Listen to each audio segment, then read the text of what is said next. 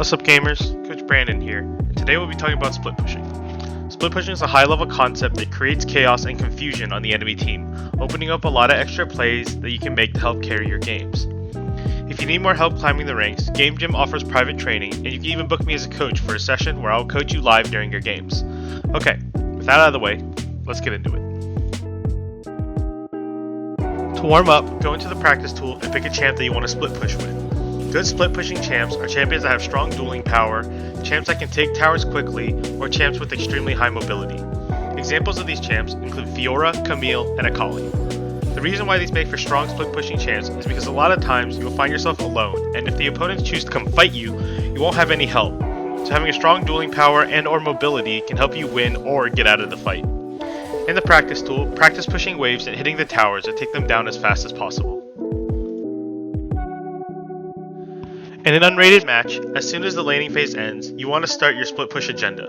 The definition of split pushing is pushing down a lane that is separate from the rest of your team. You want to do this to split the enemy's attention between targets, so they can either come for you or go after your team, which is doing something else.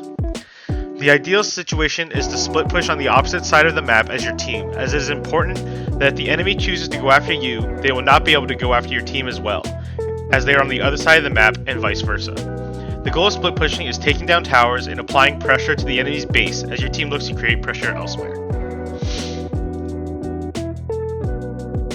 Another option when you are split pushing is taking teleport and then split pushing and using teleport to go to your team if the enemy engages them.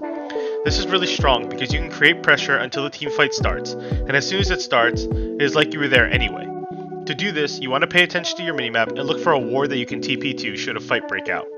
You want to keep pushing down your lane until a fight starts, and then as soon as it begins, TP to the ward that you pointed out earlier and join the fight.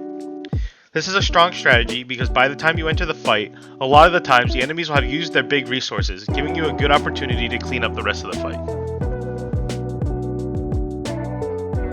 The best time to split push and where it will win you games is when neutral objectives are available. You want to put yourself on the opposite side of the map of the current most important neutral objective and push and create pressure. This will leave the enemy team with an ultimatum, either stop you from taking their base or fight the team that should be taking the neutral objective. This takes good communication to pull off, but if done correctly, can win games for free, even if you end up dying on the split push. Remember, if you have teleport, you can always teleport into the fight if they choose to ignore you, but you should make the choice of whether that objective is important enough for you to join, or if you get more value for your team by taking an inhibitor or even the Nexus turrets. The more you split push, the more you understand these decisions, and the more you will win games with this strategy. In an unrated match, when a neutral objective spawns that your team wants to fight for, start your split push, about 30 seconds before the objective spawns, and then look to either keep pushing or TP to join the fight. Again, I'm Coach Brandon, and today we went over how to split push to win games. Remember to keep checking the app as we post videos every single week. Remember to stay hungry, stay humble, and I'll see you next time.